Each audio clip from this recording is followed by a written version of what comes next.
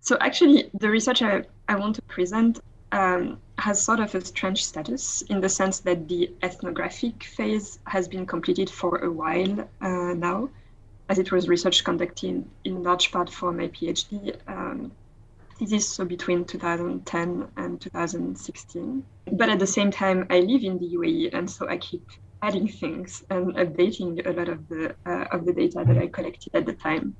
A certain type of analysis, let's say, of that data has been published in my PhD thesis in various articles, but I'm reworking it in order to publish it as a book. And so I'm kind of at this moment when it is actually very necessary for me to think about how to theorize up. So I've been working for roughly the past 10 years on the Arab youth of Abu Dhabi, both young Emirati citizens and Arab expatriates of diverse nationalities who were born and grew up in Abu Dhabi. It's a research that's based on an ethnographic account of the everyday experiences of these youth in the early 2010s. So at a moment of a policy shift towards the preparation of the post-oil era, but also a moment of increased political and military involvement of the UAE on the regional scene. And so these two factors have created a specific context in which the Emirati state increasingly attempts to mobilize young citizens and also increasingly excludes foreign youth, or at least certain foreign youth. And so my research was focused on how in the very diverse urban environment of Abu Dhabi, the city became a place where young adults encounter strong social hierarchies that intersect nationality, ethnicity, race, gender, and class. At the same time, studying the everyday practices of these young adults allowed me to show the emergence of other forms of identification along the lines of age and generation. Now that I've sort of presented a broad view of my research, I'd like to come back a bit on how I built this research topic. And maybe something that is important to mention to start with is that I was trained in anthropology in France. And so this research topic was constituted very progressively and at the intersection between this academic training, between some elements of my biography, between parts of the conjuncture at the time, actually, and the academic literature. The reason I decided to do it in Abu Dhabi is due to many different factors, partly actually to my own identity. My father is Lebanese. This was the reason I learned Arabic and wanted to work in the region. But symmetrically, studying Lebanon or studying more generally the Bilad al-Sham felt too close to some extent, and I felt like I needed a right distance. On the advice of one of my professors, I started reading about the UAE and realized that there was actually little research available. That the existing research was focused on the history of the state, the economic development, or the urban spectacle. It was very difficult from afar to sort of know something about who occupied these spaces or who lived in these cities. I would say that much more than nationality or ethnicity, my age and my status as a student were important aspects of this positionality. It also created a form of complicity because many of my interlocutors had left higher education not so long ago or were still students themselves at the time of my research. And so they wanted to help. They sort of understood this condition quite well. Having a dual nationality, French and Lebanese, was not seen as a peculiarity. It's the case of many residents of Abu Dhabi. It's in fact something that made me more familiar probably to some of my interlocutors. I was often associated to the young Arab expatriates I was associating with. Many people asked me if my family was there, as a student of Lebanese origin in the UAE. They sort of assumed that I had grown up here. What really separated me from my interlocutors was that I was living on my own. Because I was working with young people who had grown up in Abu Dhabi, so who were there with their families. And because a lot of them were unmarried youth, a large majority were staying with their parents and siblings. And the fact that they were living with their families was the main source of constraint in their lives, both in terms of material constraints, in terms of social control. And it was the main constraint that I didn't share. Coming back to how I constructed my research topic, at first the diversity of this youth appeared as a problem. In the sense, I was wondering if I was going to focus on young nationals, even though they were a minority, if I was going to focus on foreign residents, even though, at least for young Arabs, the distinctions between them and nationals were often blurred. I was wondering if I was going to focus on either young women or young men, considering that many of their practices were largely homosocial and along gendered lines. And so it's very progressively through the contacts that I started to make and through the friendships that I started to create that the possibility appeared to structure my research precisely around what I found problematic, which is the diversity of these youth. And so that's why I decided to study the production, but also the disruption of boundaries within and around this category. That's precisely how I came to what became the main argument in my thesis, which is that urban space appeared as the place where this diversity was manifested, but also the one where it was bypassed and where other boundaries in terms of age and generation became significant through the practices of these youth. Just to maybe contextualize a bit, this was accentuated partly by the fact that this is a context of very rapid social change since roughly the 1960s in the UAE, which meant that these young adults had very different experiences from their parents' and grandparents' generations. And it was also accentuated by the constant transformation of urban space, which meant that the very localized or specialized experiences that they shared with each other were theirs alone, because a lot of these spaces didn't exist anymore. A lot of these spaces had been changed. And so the territories that they had appropriated, the type of practices that they were having within them had disappeared or had constituted a moment in their memories. Coming to the main question, which is what does theorizing up mean in this context? I felt that the most useful for me was to think in terms of several scales of theorizing up, with each their own challenges or their own methodological precautions to take. The first of these scales, I think, is the production of empirical data, in the sense, going from these multi-dimensional experiences to writing descriptions and stories that are shortened and synthesized, going also from individual trajectories, from people holding contradictory discourses, but also from all of these discourses being embedded in affective relationships that I had with them, to talking about the Arab youth in Abu Dhabi. One way to cope with this was to constantly remind myself and potential readers that this is not a homogeneous category.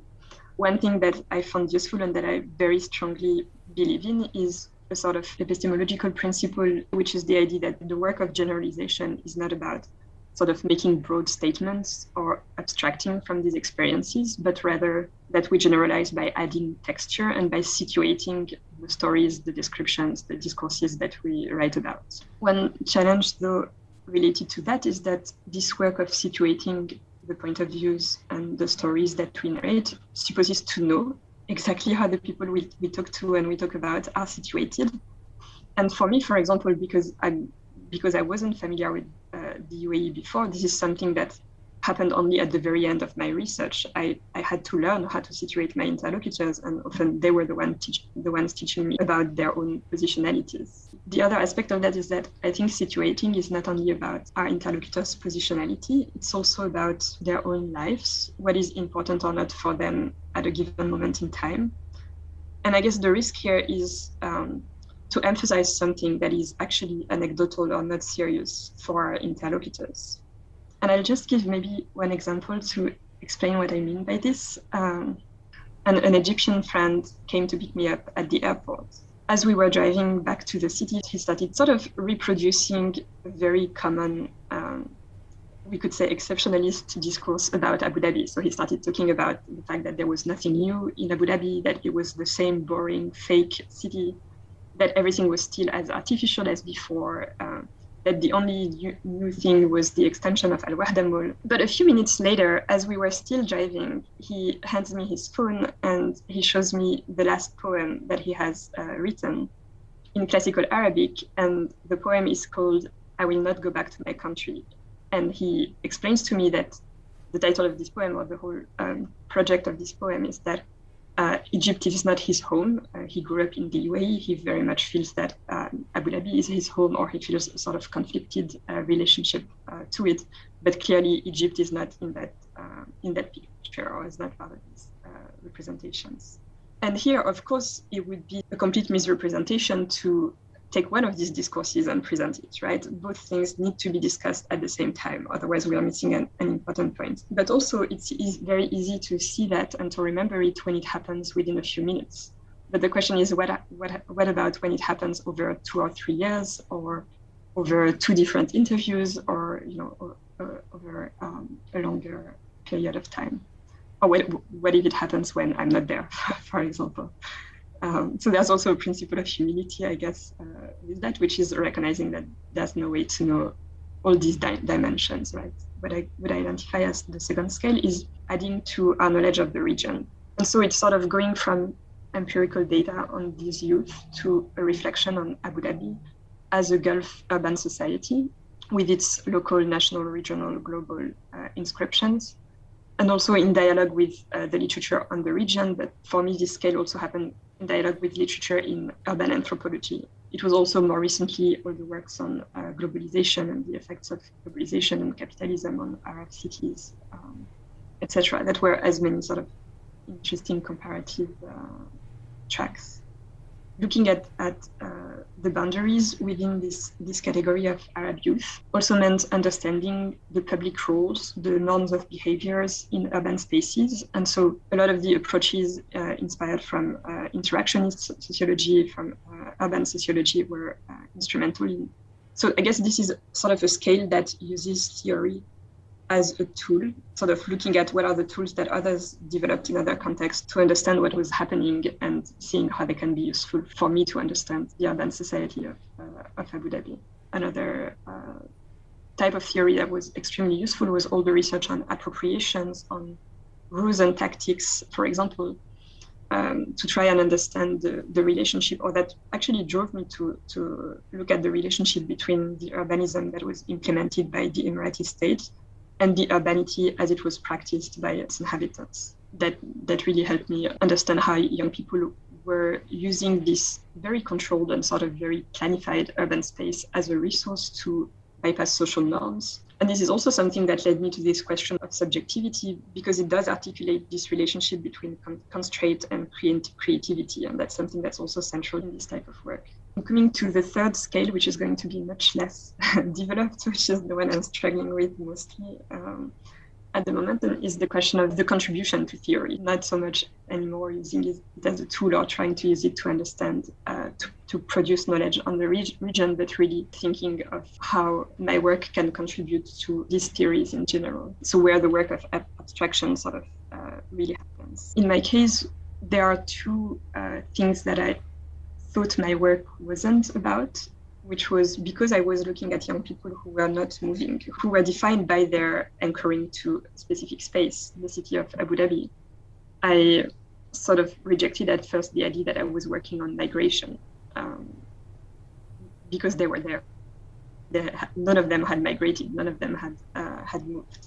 And I also rejected the focus on citizenship precisely because a lot of what I was looking at was problematizing the boundaries of citizenship, or was creating things that went beyond, or that were not easily defined or easily captured by the notion of citizenship. But then thinking about how I could contribute to theory, these are also clearly sort of the 2 areas where, on the one hand, people are most interested to hear about my work, and also where I do find things that echo most with my work. And so it's really interesting, for example, in many theories of citizenship or of nationalism actually have elements that very much help me frame the way the young people I studied relate to Abu Dhabi.